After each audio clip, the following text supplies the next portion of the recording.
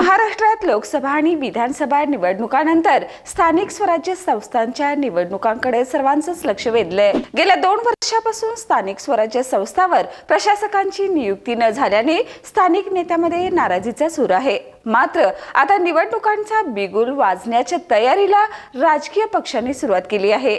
नमस्कार, मी सुरेखा आणि आपण पाहतात तारा न्यूज। शिवसेना खासदार संजय राऊत यांनी स्थानिक स्वराज्य संस्थांच्या निवडणुका स्वबळावर लढण्याची घोषणा केली आहे।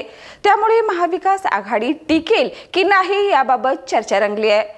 दुसरीकडे सर्वच पक्षांनी निवडणुकीच्या तयारीला लागल्याचं चित्र दिसत आहे। विधानसभा निवडणुकातील यशामुळे महायुतीतील पक्षांचा आत्मविश्वास उंचावला आहे आणि त्यांनी स्थानिक स्वराज्य संस्थांमध्येही विजय मिळवण्याचं उद्दिष्ट ठेवलंय।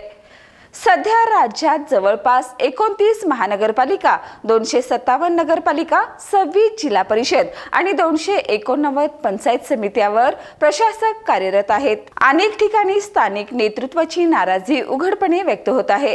त्याचवेळी राज्य सरकारने सर्वोच्च न्यायालयाला प्रलंबित असलेल्या आरक्षण प्रकरणावरही लक्ष केंद्रित केलं आहे। या प्रकरणी 22 जानेवारी रोजी अंतिम सुनावणी होण्याची शक्यता आहे, ज्यामुळे निवडणुकावरचा निर्णय सुलभ होईल। राज्य निवडणूक आयुक्तांचं पद गेल्या अनेक दिवसापासून रिक्त असल्याने निवडणुकींच्या प्रक्रियेपूर्वीच या पदावर नियुक्ती होणे अत्यावश्यक आहे। मंत्रिमंडळाच्या बैठकीत या पदासाठी योग्य व्यक्तीच्या नावाची शिफारस केली जाणार असल्याचं समजतंय। निवडणुका साधारणतः एप्रिल महिन्यात होण्याची शक्यता असून त्याआधी सर्वच राजकीय पक्षांनी मोर्चेबांधणी सुरू केली आहे। राज्यातील स्थानिक स्वराज्य संस्थांच्या निवडणुका केवळ स्थानिक नेतृत्वाच्या दृष्टिकोनातूनच महत्त्वाच्या नाहीत, तर येत्या लोकसभा व विधानसभा निवडणुकांसाठी राजकीय गणिते ठरतील।